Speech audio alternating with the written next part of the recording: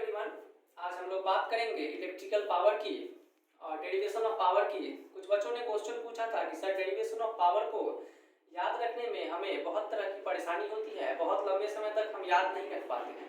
तो आज हमने बहुत ही बेसिक कॉन्सेप्ट के माध्यम से डेरिवेशन ऑफ इलेक्ट्रिकल पावर का फॉर्मूला लेकर आए हैं और बोर्ड पे पहले ही लिख लिया गया है ताकि कम समय में आपको हम कॉन्सेप्ट को समझा सकें और आपको ज़्यादा इरिटेट होने की जरूरत ना पड़े। तो सबसे पहले हम लोगों ने टॉपिक लगाया है इलेक्ट्रिकल पावर, ये जो हमारा टॉपिक नेम है इलेक्ट्रिकल पावर।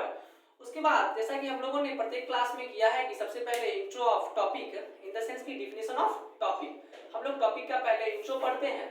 तो इलेक्ट्रिकल पावर का बच्चे डिफिनेशन होता है electric power is the electrical work done per unit time, मतलब कि work done per unit time taken. हम लोग इसको ऐसे भी कह सकते हैं कि ratio of work done and time taken, मतलब कि वर्क डन और टाइम का रेशियो हम लोग इलेक्ट्रिकल पावर कहते हैं या फिर पावर कहते हैं। डेरिवेशन ऑफ इलेक्ट्रिकल पावर, यहाँ से बच्चे हम लोग ध्यान से समझेंगे कि इलेक्ट्रिकल पावर का डेरिवेशन जो है वो कॉन्सेप्ट के साथ हम लोग कैसे याद रख सकते हैं। तो इलेक्ट्रिकल पावर को डिफिनेशन को याद रखने के लिए जो हमारा सबसे पहला कॉन्सेप्ट है वो है ओम्स लॉ।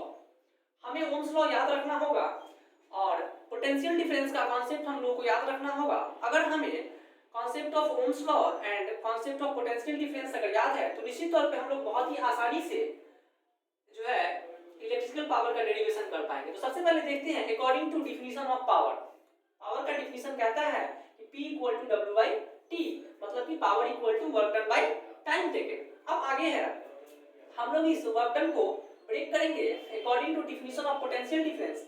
पोटेंशियल डिफरेंस के डिफिनेशन से हम लोग ये समझने का प्रयास करेंगे, पोटेंशियल डिफरेंस का डिफिनेशन कहता है V equal to W by Q, मतलब कि potential difference equal to work done by flow of charge या अमाउंट ऑफ चार्ज।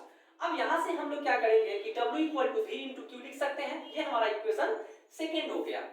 यहाँ तक आप लोगों को कोई दिक्कत नहीं होनी चाहिए। अगर किसी भी प्रकार की आपको दिक्कत होगी तो डिस्क्रिप्शन में आप कमेंट में हमसे पूछ सकते हैं, आपके प्रत्येक क्वेश्चन को सॉल्व किया जाएगा, ठीक है। अब यहाँ पे हम लोग W equal to cross multiply V into Q लिख सकते हैं, ये हमारा इक्वेशन सेकेंड हो गया। And again definition of current. अब यहाँ पे क्या करेंगे हम लोग थर्ड स्टेप में कि Q को ब्रेक करेंगे। ये जो हमारा Q है हम लोग इसको ब्रेक करेंगे। हम जानते हैं according to definition of current I equal to Q by T, मतलब कि current equal to amount of charge by time taken या फिर flow of charge in the conductor by time taken. अब यहाँ से हम लोग लिख सकते हैं Q equal to I into T, हम लोग यहाँ से Q equal to I into T लिख सकते हैं, ये हमारा इक्वेशन थर्ड हो गया। बच्चे अब हमारा नेक्स्ट कॉन्सेप्ट है putting the value of equation third in equation two, मतलब कि Q equal to I into T के वैल्यू को हम लोग इक्वेशन सेकेंड में पुट करेंगे। इक्वेशन सेकेंड है हमारा W equal to V into Q, मतलब कि work done equal to potential difference into flow of charge. हम लोग क्या करेंगे Q equal to I into T को यहाँ पे पुट कर देंगे, तो हम लोग Q के जगह पे I इंटू T लिख सकते हैं। वही किया नेक्स्ट स्टेप में W इक्वल टू ये V इंटू Q के जगह पे हम लोगों ने वैल्यू को पुट किया, Q equal to I into T हमारे पास है, हम लोग यहाँ पे Q के जगह पे I इंटू T पुट कर दिए। तो बच्चे ये हमारा इक्वेशन 4 हो गया। अब हमारा नेक्स्ट कॉन्सेप्ट है now the putting the value of equation fourth in equation first. हमारे पास फोर्थ इक्वेशन का कॉन्सेप्ट है work done equal to potential difference into current into time taken, मतलब कि W का वैल्यू हमारे पास अवेलेबल है। इक्वेशन फर्स्ट हमारा क्या है P equal to W by T, तो P equal to W by T, W का वैल्यू इक्वेशन 4 से हमें दिया हुआ है W equal to V into I into T, तो W के जगह पे हम लोग रिप्लेस कर सकते हैं वैल्यू को और W के जगह पे V into I into T लिख सकते हैं।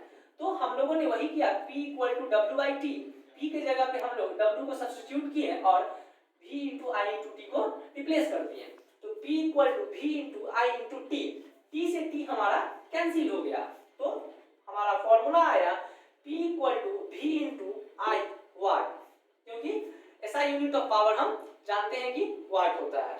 अब इसे हम टर्म बाय लिखेंगे तो power equal to potential difference into current या फिर power equal to voltage into current, क्योंकि हम लोग पोटेंशियल डिफरेंस को वोल्टेज भी बोलते हैं।